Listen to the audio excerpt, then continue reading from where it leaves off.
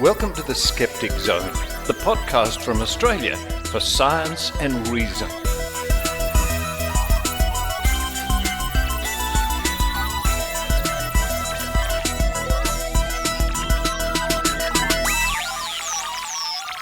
Yes, it's the Skeptic Zone podcast, episode number 605, for the 17th of May, 2020. Richard Saunders here with you from Sydney, Australia, looking out the window. Cold and cloudy. Where is the glorious sunshine, I wonder? It'll come. Coming up on this week's show, we're going to look at boobs. Boobs and pseudoscience. Can you hypnotize breasts to make them bigger? Former committee member of Australian Skeptics and one of the founders of the Mystery Investigators science show for schools, Alinda Brown, who lives now in the UK. She's going to join me coming up at the top of the show to talk about the time almost 20 years ago she went undercover, so to speak, to a woman who claimed that she had the power to hypnotize stem cells and make women's busts bigger. Also, Alinda and I reminisce about the times that she and I and some other people would go and investigate and test psychics. We had psychic readings. Find out all about that coming up at the top of the show. Following that, it's a story from the Australian Skeptics website about the documentary, if you can call it that, Plandemic. And isn't this a golden era for conspiracy theorists? Plandemic, the anti-vaccine conspiratorial documentary Plandemic, which makes a range of misleading claims about COVID-19, has been playing a cat-and-mouse game with social media platforms since it was launched across a range of sites. Now, to just state, I haven't actually seen this yet. I'm looking for a copy, but they seem to have gone. Part of the conspiracy. It's part of the conspiracy. It has to be part of the conspiracy. After that, it's Logical Fallacies with Michelle Bickersma. And this week, Michelle's going to be looking at the slippery slope, also known as the thin edge of the wedge or the Domino Fallacy. This is where it is asserted that a relatively small step or action in a certain direction will inevitably lead to a chain of events with a larger and negative result, proving to be a very popular segment, Logical Fallacies with Michelle Bickersma. Then to round off the show, some mixed news, some good news and some crazy news. We're going to talk about the government here in Australia taking action against the Genesis 2 Church, who have been peddling bleach as a cure for COVID-19, believe it or not. And we also cover some recent protests here in Australia with people turning up at various parliaments with crazy signs and crazy ideas, railing against the lockdown, claiming COVID-19 is a hoax and we're all being controlled by the New World Order. Yes, we live in interesting times. But now it's time for me to run downstairs, and I'm going to, because I've been watching in the lockdown, the lockup, the locked out, I've been watching a series of James Bond movies. What a lot of fun. I think I'll have a vodka martini, shaken, not stirred. Yeah, I quite like vodka martinis. While I do that, I hope you enjoy The Skeptic Zone.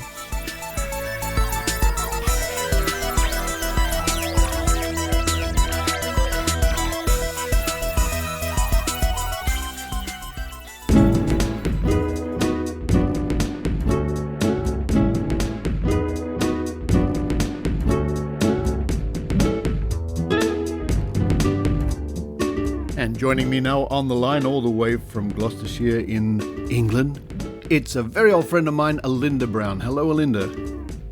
Hi there, Richard. How are you? I'm very well. It's good to see you through the magic of the inter-video magical Zoom, aren't we? We're using Zoom today. Yeah. Zoom's wonderful, particularly in the times like this where we have our lockdown.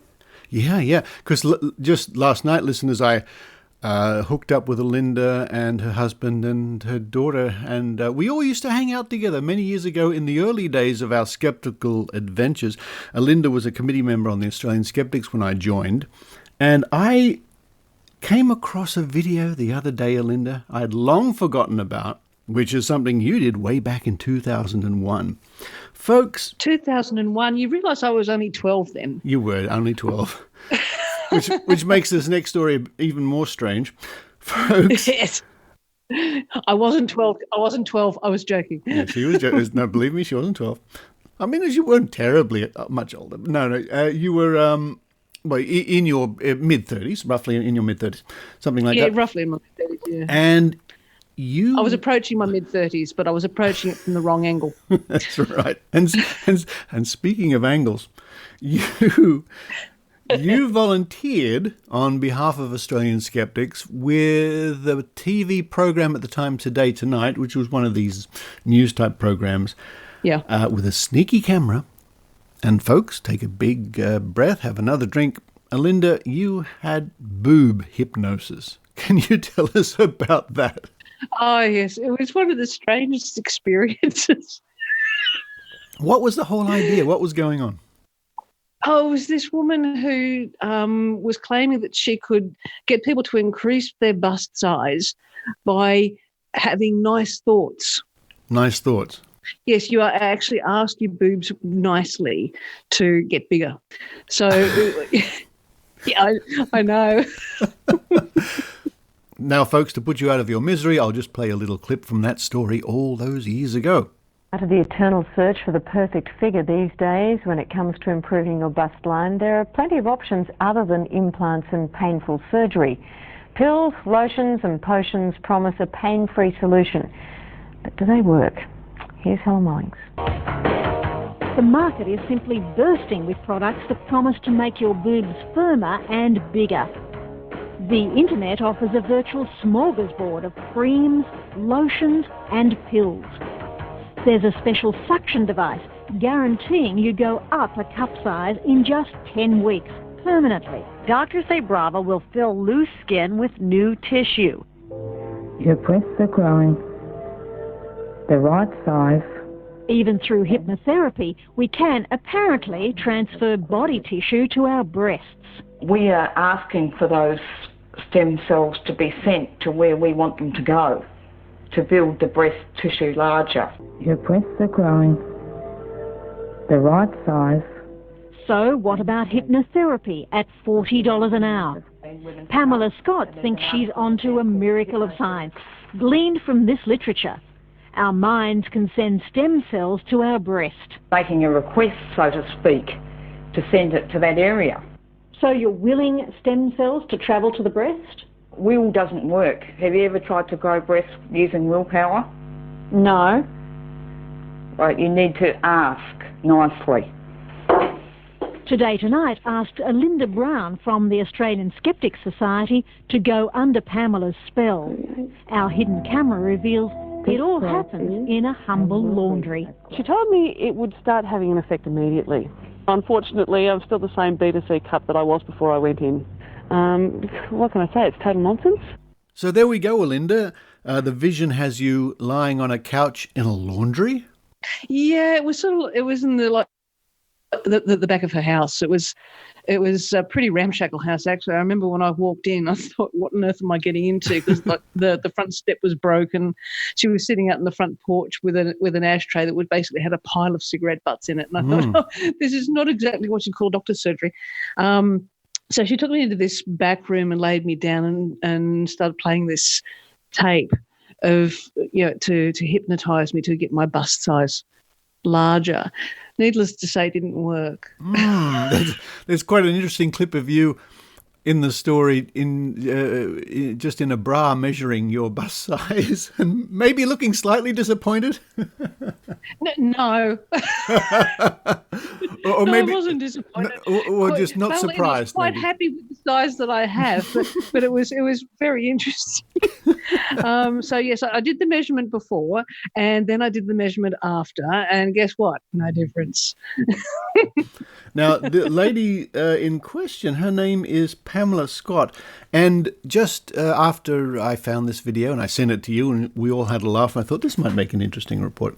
I've tried to find her, but I think she may have dropped off the radar shortly after that because I really can't find any trace. But it was something that was almost 20 years ago, and she was making all sorts of claims about stem cells, because stem cells at the time was the big buzzword, wasn't it, or the buzz idea? Yeah. I mean, we still get it, and people often ask me why we do these kinds of things, and the problems we have at the moment with coronavirus really bring to light the reason why we do what we do. There's been decades of a war against science and evidence. And this is the kind of thing, even though this woman herself was pretty harmless, she was deluded because I actually think she believed what she was saying. Yeah. But still pretty harmless. But, when people believe that any idea has value, regardless of the idea, and should be investigated, no matter how ludicrous it is, then we have things like a president of the United States saying maybe it would be a good idea to inject yourself with bleach. Oh boy! And then people go, "Oh, that's a good idea." That's a good idea. Yeah. And this is the result of this kind of thinking. It's been a war against science, and here is the direct result. When we have a problem like this, and there's so much misinformation that's just allowed out into nowhere. An interesting point about this whole thing now is that all these ideas that were floating out there, we've been fighting for years. The quacks and their magical cures and their quantum energies and all that sort of thing. And it has done harm in society, but now it's really coming to the fore because they're starting to promote these things as cures or remedies or preventions for coronavirus. And I'm pleased to say in some cases, the media and the government are actually now, after all these years, taking real notice and saying, hang on, that's a terrible claim to make in this time of coronavirus. Well, yeah, it is nice to see that. I mean, all the time that we were doing all of these things, it was like banging your head against a brick wall, trying to fight against the media, going, oh, we've got a story. Well, now it's a case of people's lives, and they are showing some responsibility in not allowing this kind of quackery to go on. But this is the result of allowing the quackery to go on.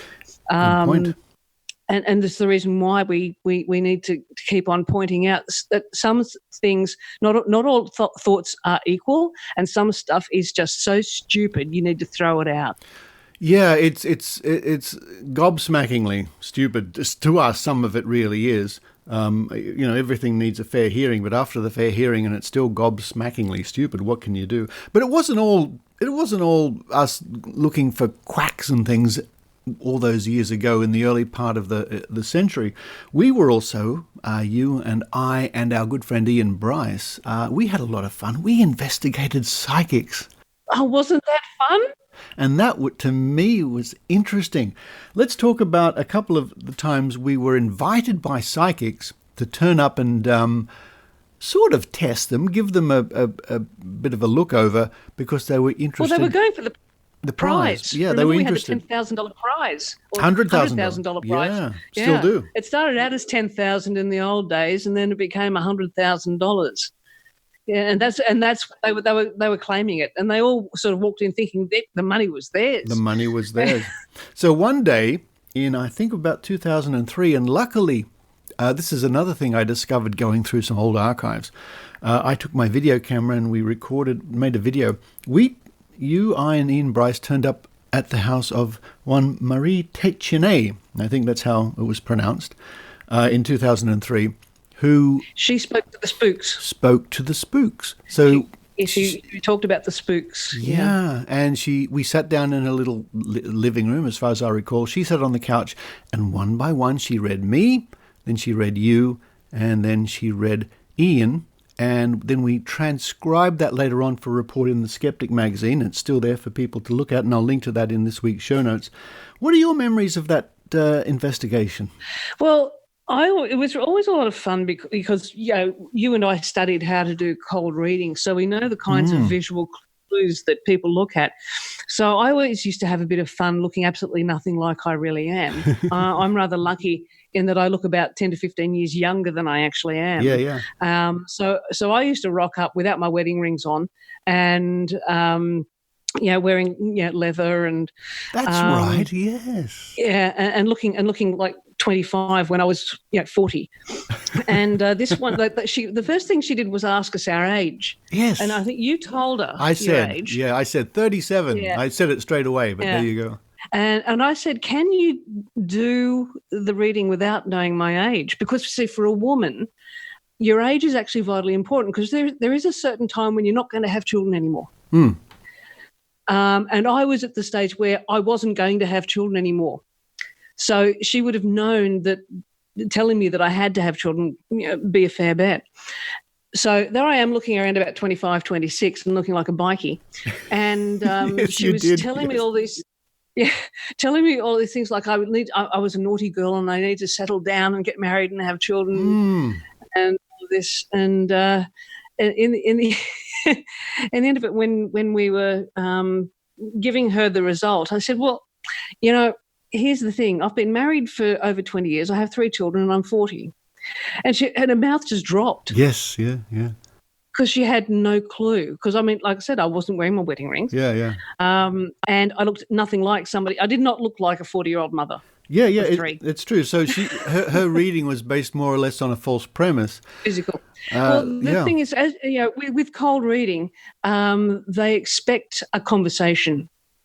And, of course, we knew enough about it that we didn't give any answers. Yes. We just gave yes or no answers.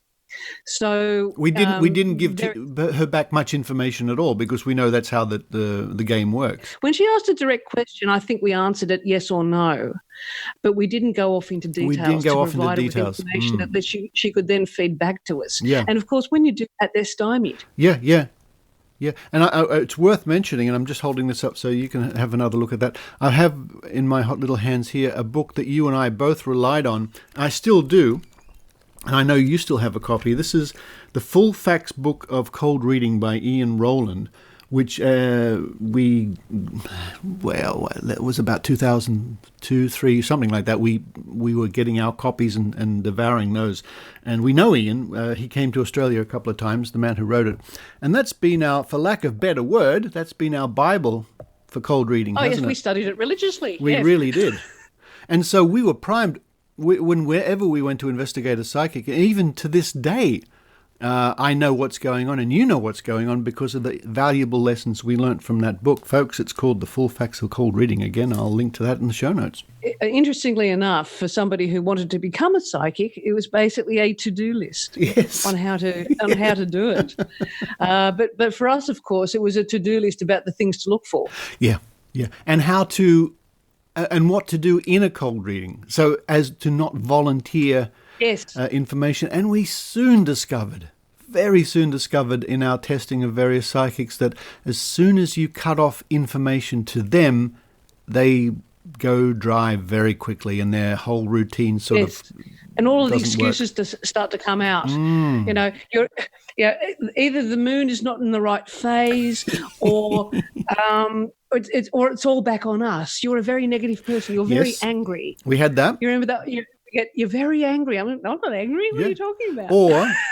Or of course, the classic one, as far as she was concerned, if I'm remembering correctly, is, well, this is what the spooks are telling me. So it's shifting the responsibility off her onto us or onto some mystical spook. So it's not her fault. Yes, the spooks were not providing the good information on that particular day. Yeah. Another one she didn't get a $100,000 prize. Oh, yeah, and later on, she was quite upset that we published a report, I seem to remember. And later on, I think it was later on, probably that same year, the three of us turned up at the house of a Mr. Sen, or his son-in-law, I think. Now, Mr. Sen... He was a lovely Fijian man, and his son-in-law is Australian. That's right. And he thought that they were going to be getting the $100,000 check too, and they were amazed. Again, this time I remember I went in dressed in more like spring-type colours, not as a bikie. Right. So I looked about 22. Yeah. And he was going to tell us anything that was physically wrong with us, wasn't he? Yeah, I think so. It's hard. I don't have a recording of that. I do remember he was a palm reader. So he sat on the floor, I think, and we all sat on the floor. Yes, he did. He sat on the floor, and one by one, he examined our palms and went from there. But the biggest memory I have of that and I'd have to reread the report again, but the biggest memory I have of that is the disbelief of his son-in-law, who was completely confused and perplexed that it didn't work with us, because he was sure it worked every time. Yeah, because they were eliciting information from people that they were just handing back. But I do remember at the time, I in the middle of it, I said, "Look, there is actually something wrong with me right now. I have something wrong. Can you tell me what it is?" Mm-hmm. And he sort of hummed and hawed and sort of said, "Yeah, basically you got pains in your tummy, period pain type thing, you know." Mm-hmm. And I said, "No, I have whooping cough." Oh, yes, that's right, yeah. I actually had whooping cough at the time. Yeah. And he said, "Oh, I can't do anything about a natural condition." I was like, "What?" Oh, dear. What? So you can only heal unnatural conditions? What are these unnatural conditions that you can heal? Wow. It was a good time, because I was relatively new to the game, although I learnt very quickly after studying cold reading and looking at videos online. And then the best thing, of course, is we would go not only to test psychics like that for the $100,000 prize, we would go to Mind Body Wallets, we would go to live psychic shows. So I think we learnt an awful lot in a very quick time. Yeah, the Mind Body Wallet festivals were all very interesting, because I used to go to the card readers and things like that. That's right. And yes. yeah. You had a reading there, didn't you? Yes, I did. Yes. You did, and then you came back. I remember this very well. Now we're talking about it, it stirred up the memory. You went for this reading, and a little group of us were waiting. Then you came out, and you looked at me, and you said, "She saw you." She mentioned something. She saw what? She saw me. That's what you okay. said. And I said, "What?" And she said, "Yeah, she said this, this, and this." And I thought, "Oh, that's Richard." You weren't serious, but you said that's how, people could connect the dots, you see. Yes. Yeah. I mean, I love it when they say, "Who's Patrick?" I don't know. I see a mother figure. You must know somebody called Patrick. I said, "I know 3. Can you give me a last name?" Oh, that's right from the book, isn't it? That's right from the cold reading book. If someone says, I see a Mary or a Joe. "Oh, yes, I know 3. Can you give me a surname, please?" Yes. Yeah. I mean, I do the same thing when I get these cold callers calling me to telling me that I've been in an accident that wasn't my fault. Do you get those in Australia? I haven't got one myself. I have heard about them, yeah. Yeah, I get them all the time. We get them all the time here, where they ring up and say, our records show that you have been in a car accident that wasn't your fault. And I'd say, well, I've been in 3. Is this the one where I backed into the wall, the one where the deer hit me, or the one where I ran over the puppy? Oh, dear. And they said that some of them, hang up straight away. Others go,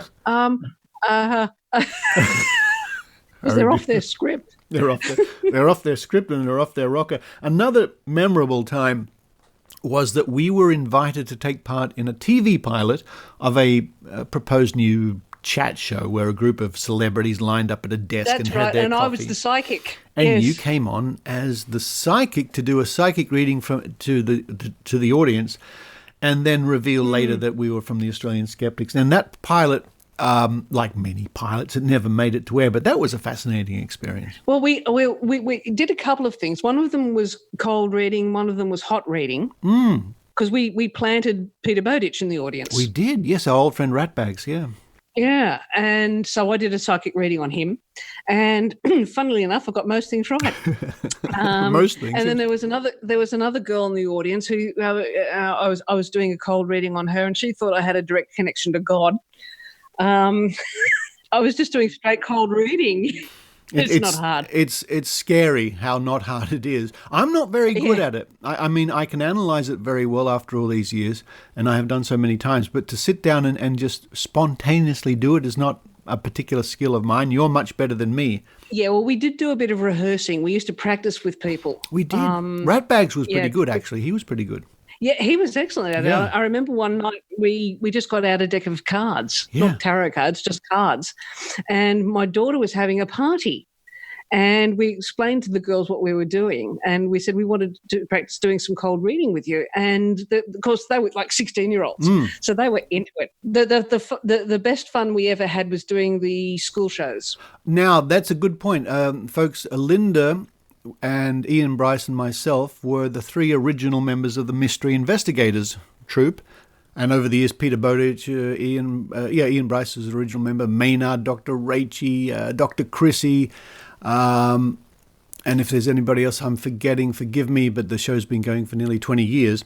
But the three of us, we were the original Mystery Investigators, and we turned up at the school in the Abbotsleigh School for young ladies. Yeah. And we did that. We did a free show to test the waters, and that led to the show going. We did it every year, and since then, every year the Mystery Investigators in one form or another have been performing. This is the first year where the show's in doubt because of the current situation, but we shall see. But that was great. I mean, what a wonderful thing to be part of when the Mystery Investigators started. It was. I just love. Doing all of these kind of psychic things and the water divining and all those things we used to do in the show were wonderful, but what was great was the whole point of it was showing how science works, showing what an actual double-blind test is, showing how you can see through a scam because remember we used to do that old trick of James Randi's where we'd have the piece of paper with the horoscope on it and we'd have 12 pieces of paper, one for each star sign, and we'd hand it around to the room and get them to read it, and they'd all score it to see how accurate it was. They'd all give scores of 7, 8, 9, 10, and then we'd get them to hand them to each other, and then they'd realise it's exactly the same horoscope. Yeah, and that script was direct from James Randi. I wrote him at the time, and he said, please use it. Although I seem to remember that over the years, sometimes you'd get the odd kid who would say, no, it's nothing like me, I'm giving it a 0 just because they're 16 or 17 or 15, and that's what kids do. They are teenagers. No, great memories from the early days of the Mystery Investigators, and that was an idea we cooked up after we were at a lunch at an Australian Skeptics convention or a dinner, and we were seated at the same table as a science teacher. And that idea just came to us then. Whoa. That's right, yes. Yeah. It came to us from that. This would be a great thing to do in schools, to demonstrate how science works, but in a fun way. In a fun, and what a lot, and still the show still goes on, hopefully, fingers crossed, a skeptic says fingers crossed, later this year we'll be performing that again. Well, I hope it does, because it still performs a valuable service. I think so, and I still get a kick out of it. Maynard and Ian Bryce at the moment are the team, and we all love doing the Mystery Investigators. Wow, Alinda, what a lot of happy and interesting memories from all those years ago of skepticism. Part of skeptical history. Much of what we've been talking about is in the pages of the Skeptic magazine because we would record it and we would report, which was, I think, a very important thing. It was certainly a lot of fun. Well, I hope you don't need to run off to the next hypnotist for various bodily parts anymore. No, we can't at the moment. We're not allowed to leave the house. Oh, yeah, there is that. Okay, maybe they can do it remotely because a lot of these people claim to be able to remote... Yeah. Do it over Zoom. They can hypnotize you over Zoom. Wonderful to catch up with you, Alinda. I hope to see you in Australia next year. I think you may be planning a visit. We'll certainly catch up. Yes. As long as we're allowed to travel, I'm planning to be there next year. Excellent. But for now, Alinda Brown, all the way over there in the UK, thank you very much. You're very welcome. Bye for now.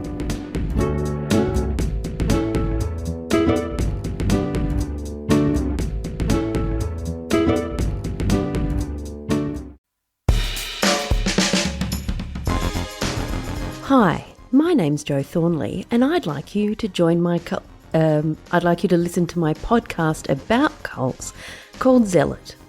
It's available pretty much anywhere you find podcasts, with further reading on the Zealot Facebook page. Each episode, a guest joins me to talk about a specific cult, where we answer the big questions like, is there yoga in it? Is there yoga in it? And does anyone think they're Jesus? Does anyone think they're Jesus? Pop over to my compound and have a listen. I've just mixed up a fresh batch of Kool-Aid.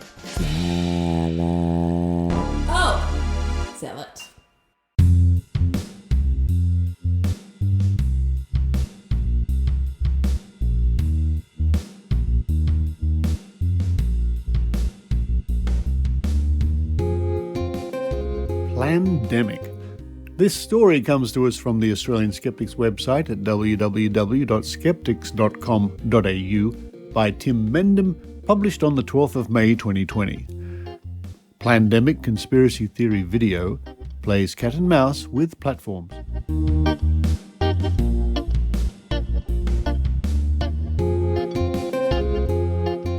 The anti-vaccine conspiratorial documentary Plandemic, which makes a range of misleading claims about COVID-19, has been playing a cat and mouse game with social media platforms since it was launched across a range of sites. It was initially published on the 4th of May US time, on video sites Vimeo and YouTube, and quickly followed on Facebook, Instagram, Twitter, and even the business matchup site LinkedIn. On May the 7th, Facebook, YouTube, and Vimeo all said they were removing the video from their platforms. Nonetheless, Plandemic has drawn millions of views around the world.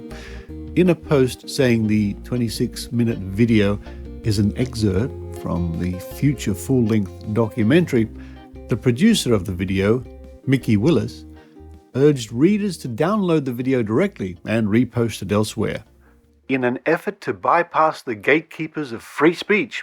Rarely has any such video been so widely distributed and so quickly and so thoroughly debunked across an even wider range of outlets. In what is described as a hodgepodge of conspiratorial, paranoid, and delusional claims, the video centers on a discredited former medical researcher turned anti-vaccination activist, Judy Mikovits. Apart from the usual claims about Bill Gates being involved in the spread of the virus, the film claims that Mikovits was held in jail without charge. She was actually briefly held on remand after an accusation of theft of a computer, lab notebooks, and other items from her former employer, the Whittemore Peterson Institute. The charges were later dropped. She also claimed that the notebooks removed from the institute were planted, or the National Institute of Allergy and Infectious Diseases and its director, Anthony Fauci, bribed investors. Mikovits later used the excuse for her incorrect claims that "I've been confused for a decade," and in the future she would try to be more clear when she talks about the criminal charge. "I'll try to learn to say it differently." The virus was manipulated, whereas analysis show that SARS-CoV-2 is not a laboratory construct or a purposely manipulated virus. Flu vaccines increase the chance of contracting COVID-19 by 36%. The claim misrepresents a disputed paper, which studied the 2017-2018 influenza season, predating the COVID-19 pandemic. The claim that the flu vaccine increases the chance of contracting COVID-19 does not appear in the original paper at all. Wearing masks literally activates your own virus. You're getting sick from your own reactivated coronavirus expressions. This claim is unsupported by evidence. Masks prevent airborne transmission of the virus, especially during the asymptomatic period, up to 14 days, when the carriers may not even be aware they have the disease. She also says that beaches should remain open as healing microbes in the salt water and sequences in the sand can protect against the coronavirus. The video claims that the numbers of COVID-19 deaths are purposely being misreported in an effort to control people. The video was immediately and widely blasted by such outlets as the American Association for the Advancement of Science, fact-checking sites Snopes and PolitiFact, BuzzFeed, Wikipedia, BBC, Forbes, and, of course, in-depth reports on YouTube itself, among many others. Nonetheless, the video was supported by such medical and scientific experts as entertainers, football players, and Instagram influencers. Usually the preserver food, entertainment, and fashion promoters as well as various Kardashians. In a matter of hours, the video became one of the most widespread pieces of coronavirus misinformation, drawing millions of views across the major technology platforms. Its success underscores how misleading information about the coronavirus crisis continues to circulate, with some indications that growing fear and frustration are making conspiracy theories more appetizing to a larger audience. Earlier research issues. Mikovits is no stranger to controversy, as reported by Snopes in an in-depth investigation. In 2009, biologist Judy Mikovits, who was then the research director at the Chronic Fatigue-focused Whittemore-Peterson Institute, WPI, published a paper on what she and many others thought to be a major scientific breakthrough in the prestigious journal Science.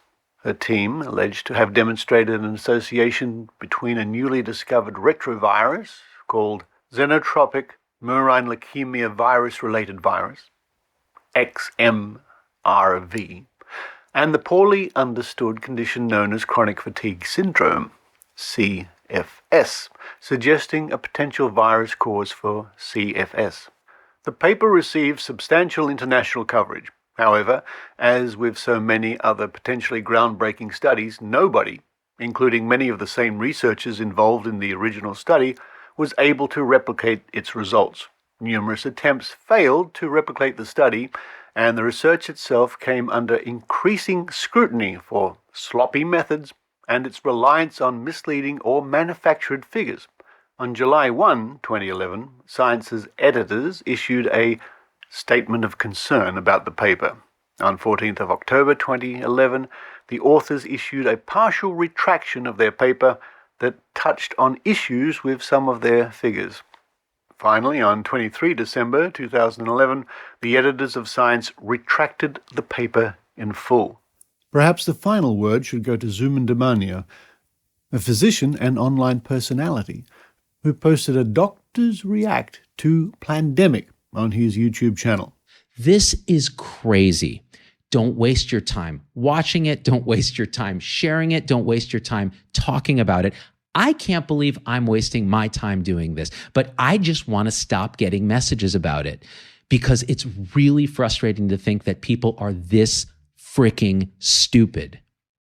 Really, you guys, like we don't have other things to worry about than a crazy attention-seeking person who is using this crisis to capitalize here. She's been at this for years. Go back. She's on Natural News, all the anti-vaccine sites. You should, and people say, oh, I'm just attacking her credibility and using ad hominems. Yeah.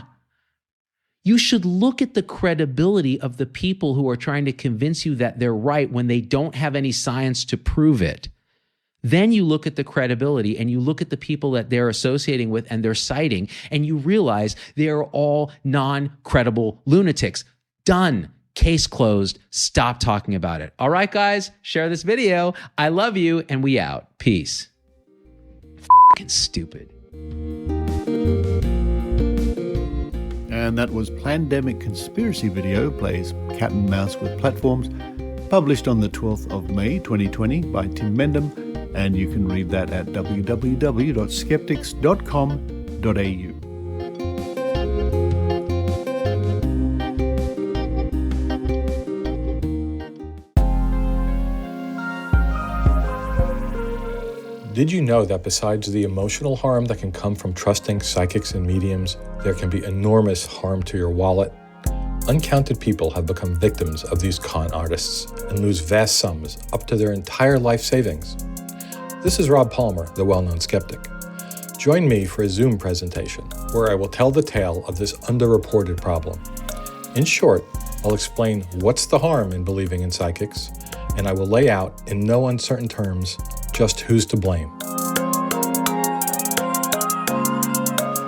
So join me for this international presentation on Friday, May 22nd at 11 a.m. Pacific Daylight Time. That's 2 p.m. Eastern Daylight Time and 7 p.m. Greenwich Mean Time. In Sydney, that's Saturday, May 23rd at 4 a.m. Don't worry if you can't make it. The stream will be saved to Facebook and YouTube. For more information and the link, go to tinyurl.com/RobOnZoom.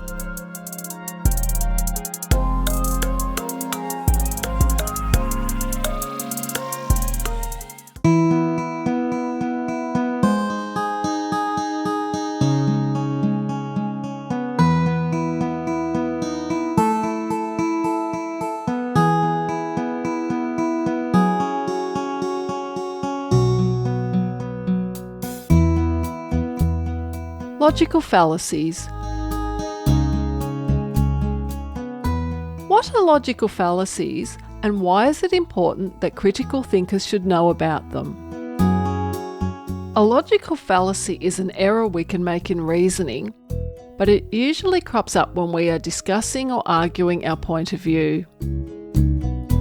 Some people might even knowingly use them to try and score cheap points in an argument due to intellectual laziness. They are traps we can fall into, but if we know what to look out for, we can spot them when they occur and stop ourselves from using them. This time we'll look at the slippery slope. Also known as the thin edge of the wedge, or the domino fallacy, this is where it is asserted that a relatively small step or action in a certain direction will lead to a chain of events with a larger and negative result. Imagine you are standing on top of a mountain and the path down is covered with ice. Take one small step on the path and before you know it, you are sliding down, unable to stop, and hit the bottom. You end up with unforeseen injuries and maybe crash into something else and cause damage. That's the basic idea with this logical fallacy. A small action now will inevitably lead to a chain of events with a bad result at the end. If they regulate homeopathy, the next thing you know, they'll be regulating and eventually banning all forms of alternative medicine. We see this slippery slope argument being used by proponents of so-called alternative medicine to protect their modality from what would be normal scrutiny. Homeopathy, like any other form of alternative medicine, and even mainstream medicine, should indeed be regulated as it makes very specific health claims. But that does not mean it will therefore end up getting banned from use. In the case of homeopathy, it would be very hard to ban sugar pills.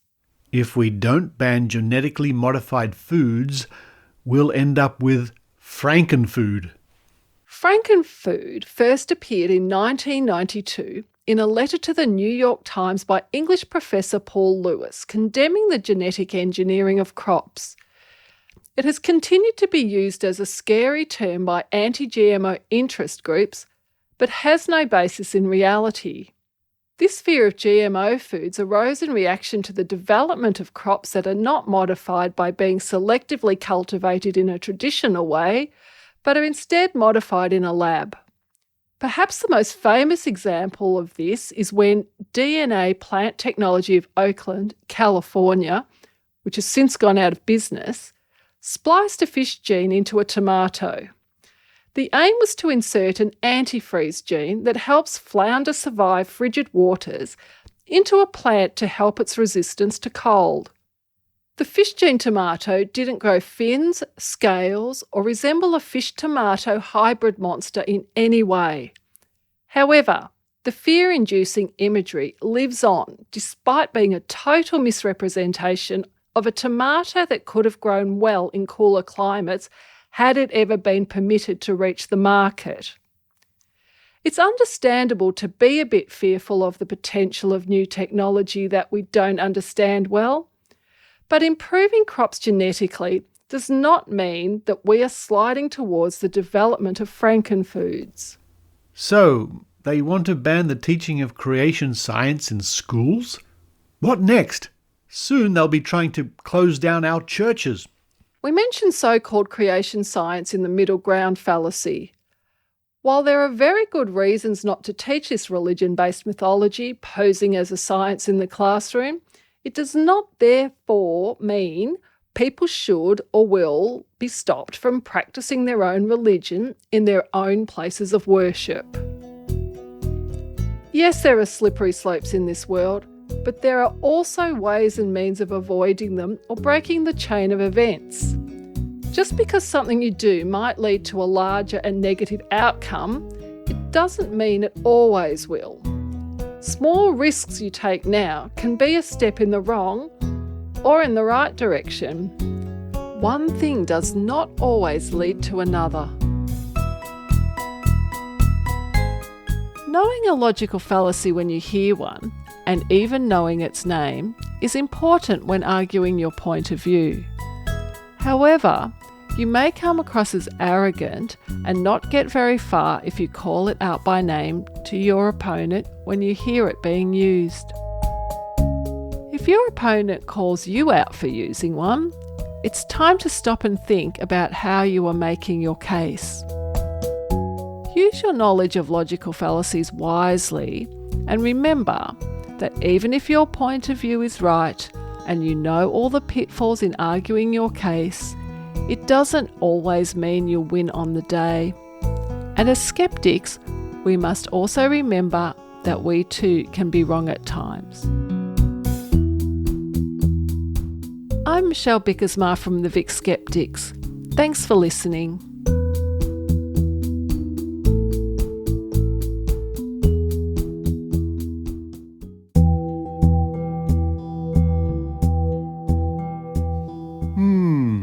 I wonder if the Australian Skeptics National Convention, Skepticon, is still going ahead this year on the Gold Coast in Queensland with all this lockdown and virus situation worldwide. Let's eavesdrop in one of the online meeting sessions of the organising committee.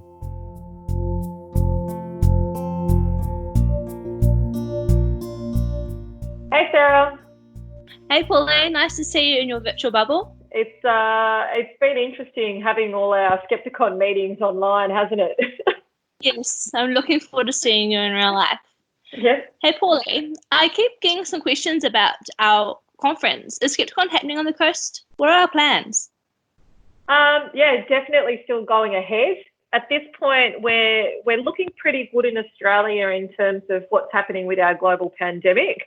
Locally, the numbers are looking good. We all know that recently there have been some restrictions that have eased. So given that we will know in about 2 to 4 weeks where that curve is trending, hopefully we'll be able to make a firm announcement in early to mid-June. So that might be either going full online or face-to-face, especially if the borders between states have opened up, or we might do a bit of a mixed model where we have some online and some face-to-face audience members and speakers. Fantastic. Let's hope it's face-to-face. What were the dates again? The dates are October 23rd to the 25th. So that's from the Friday evening until Sunday evening. I've also had a few people ask whether they can speak at this conference. Are we putting out a call for papers? Absolutely. So we really like to hear from the skeptical community. We've already put some invitations out to local speakers that we know are very good, and many of them have already accepted, so that's really exciting. But we do have a couple of spots left for those keen people out in the skeptosphere. So if you want to give us your idea, just go to skepticon.org.au. Just under the speakers tab, there is a call for papers. So you just need to fill out the form and let us know what you'd like to talk to us about. Sounds exciting and sounds good. All right. Well, hopefully I get to see you IRL soon, Sarah. Yeah, fingers across here too. Have a good one. Look after yourself. You too. See ya. So there you go. Skepticon. Still going ahead on the Gold Coast, 23rd to the 25th of October 2020.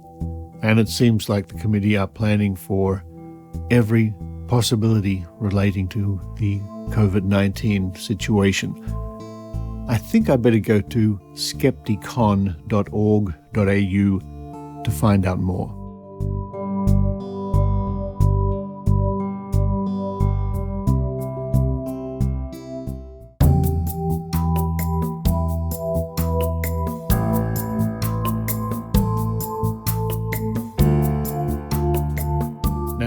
good action taken by the TGA, the Therapeutics Goods Administration, with the press release dated the 13th of May 2020. MMS Australia fined $151,200 for alleged unlawful advertising. The TGA is the Australian Government's Department of Health Therapeutics Goods Administration. The Therapeutics Goods Administration, TGA, has issued 12 infringement notices totaling $151,200 for the alleged unlawful advertising of Miracle Mineral Supplement, also referred to as Miracle Mineral Solution, MMS, and other medicines by Southern Cross Directories Proprietary Limited, trading as MMS Australia. The TGA is concerned about the harmful effects that can be caused by the ingestion of MMS and has published an update safety alert to warn consumers about claims made online about Miracle Mineral Solution, MMS, for the treatment, cure, prevention or alleviation of disease, including COVID-19. There is no clinical, scientifically accepted evidence showing that MMS can cure or alleviate any disease. The use of MMS presents serious health risks that can result in nausea, vomiting, diarrhea, and severe dehydration, which in some cases can result in hospitalization. As MMS Australia has promoted a number of its products as being for therapeutic uses, the products are subject to the regulatory framework established under the Therapeutics Goods Act 1989 and administered by the TGA. And we find further information on the website of ABC News, abcnews.net.au. Church in Australia selling bleach as coronavirus treatment fined $151,200. And this was published on the 14th of May by Grace Tobin. And it says in part, the Australian chapter of an international church selling and promoting bleach as a cure for COVID-19 has been issued with infringement notices. The Genesis 2 Church of Health and Healing has been claiming chlorine oxide is a, quote, miracle cure, end quote. For years it has sold the industrial bleach as Miracle Mineral Solution, MMS, stating it can cure things like autism, acne, cancer, diabetes, and now COVID-19. MMS has not been approved for human consumption in Australia. It is being sold as, quote, water purification drops, end quote, on the website of the Australian chapter of the church, MMS Australia. And this comes about from an investigation by the 7:30 program on the ABC television. It goes on to say a TGA spokesman told 7:30 it was concerned about the harmful effects that could be caused by the ingestion of MMS. And our friend Associate Professor Ken Harvey has a mention here. Associate Professor Ken Harvey, an expert in public health from Monash University, has been lobbying the TGA to ban the sale of MMS in Australia for the past 10 years. Quote, it is dangerous, end quote. Associate Professor Harvey told 7:30. Quote, deaths have occurred, serious admissions to hospital from this particular substance, end quote. Associate Professor Harvey said while it was good to see the TGA crack down on MMS Australia, the infringement notices didn't go far enough. Quote, their website, MMS Australia, is still promoting and selling these products, albeit with a disclaimer that these products are, quote, church sacraments, end quote, and not therapeutics goods, end quote, he said. And there's quite a bit more to that story, but I'll certainly link to those articles on this week's show notes. And in fact, there's even a short video about that you can watch as well. And while we're talking about coronavirus and associated matters, I was on the Skeptic's Guide to the Universe podcast last week. And I always enjoy being on the show as a guest rogue. And I made the comment along the lines that we in Australia were horrified to see protesters in the United States demanding freedom and holding up bizarre signs about COVID-19 and even toting guns and rifles and things like that. And I said how bizarre it was for us to see that. Seems I spoke a little bit too soon. That very weekend in Sydney and especially Melbourne, protesters turned up at the parliaments, the town halls, carrying all sorts of bizarre signs and claiming all sorts of bizarre claims. I'll play you a short excerpt from what some of them had to say. We're born with freedoms, and you will not take them off us!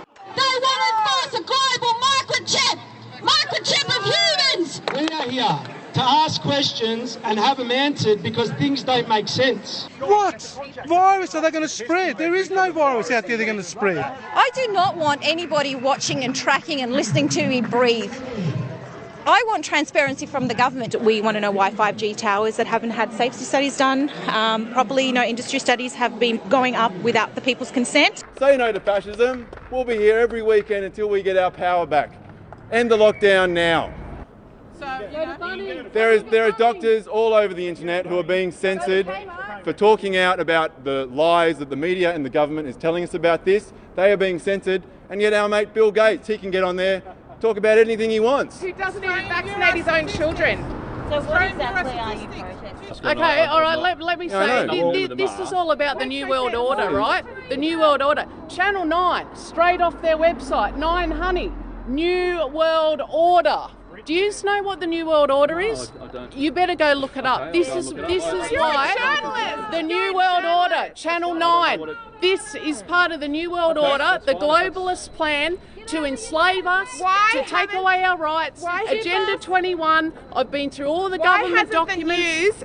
17 families today on Mother's Day are really struggling from Newmarch House because 17 of their loved ones have died of coronavirus. They all got the flu shot.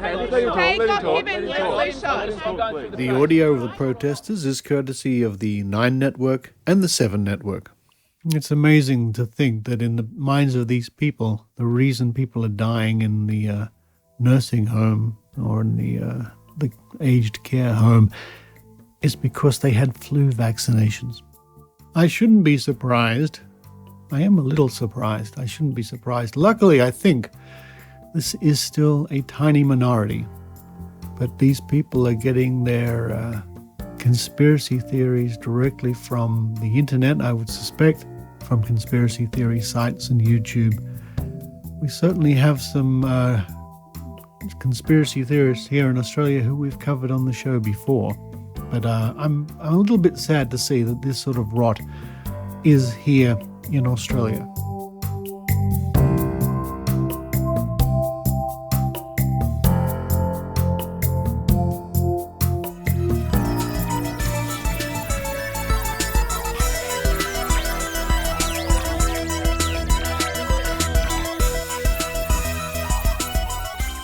Thank you for listening to the Skeptic Zone podcast, and thank you to the people who continue to support the Skeptic Zone financially at the moment until things get back to whatever normal is and I can get back to my film and TV work.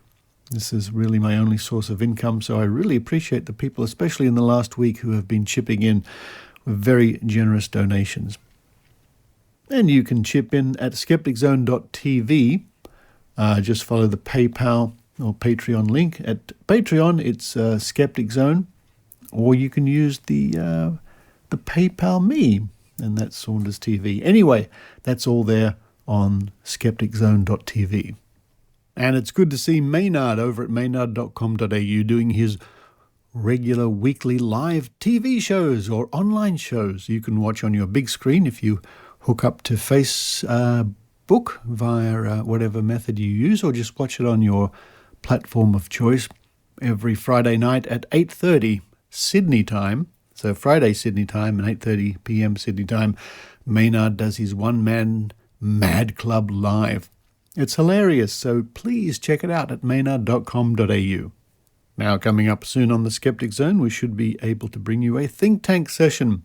just like the old days of the Skeptic Zone where the reporters would gather together at the club at the end of the street. The club at the end of the street, I think, might be opening again soon. I'm not sure. At the moment, the car park at the club is being used for COVID-19 testing. But the reporters, or some of them at least, and I are going to get together online and do a online think tank. Hope to bring you that very soon. It'll be really nice to chat with all the wonderful reporters. And if you want to see the reporters for yourself, see the faces behind the voices, if you go to skepticzone.tv and click the contacts link, you'll see a list of images. And what a handsome bunch they are too. But for this week, this is Richard Saunders signing off from Sydney, Australia.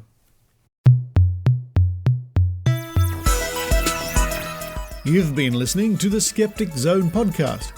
Please visit our website at www.skepticzone.tv for show notes, contacts, and to access the back catalogue of episodes going back to 2008.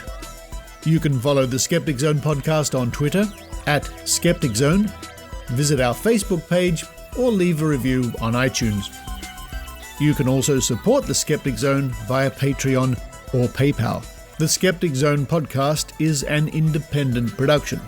The views and opinions expressed on the Skeptic Zone are not necessarily those of Australian skeptics or any other skeptical organisation.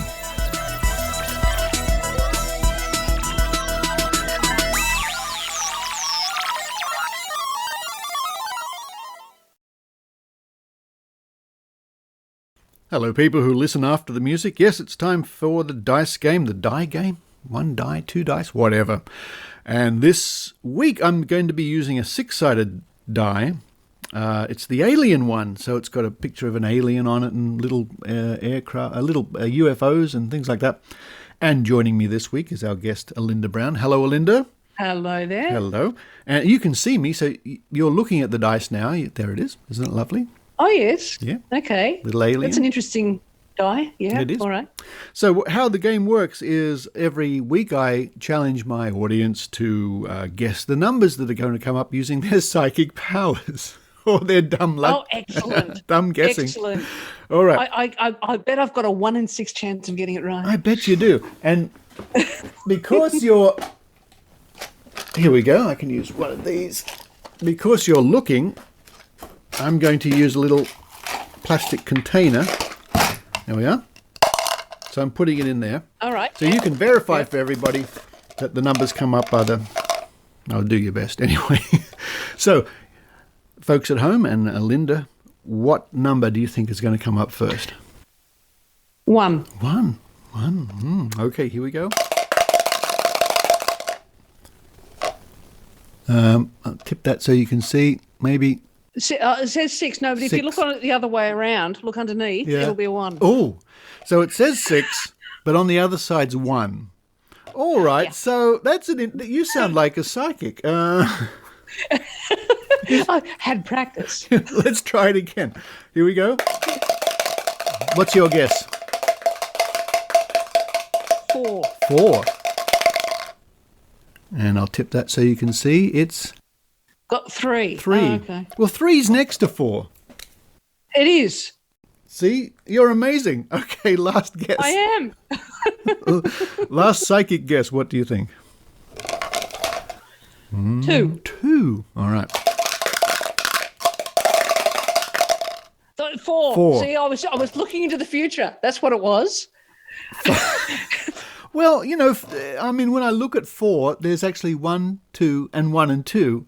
So, my goodness. I was just one ahead. I was looking into the future. I think I'll have to score all of those for you in that case, and that's how...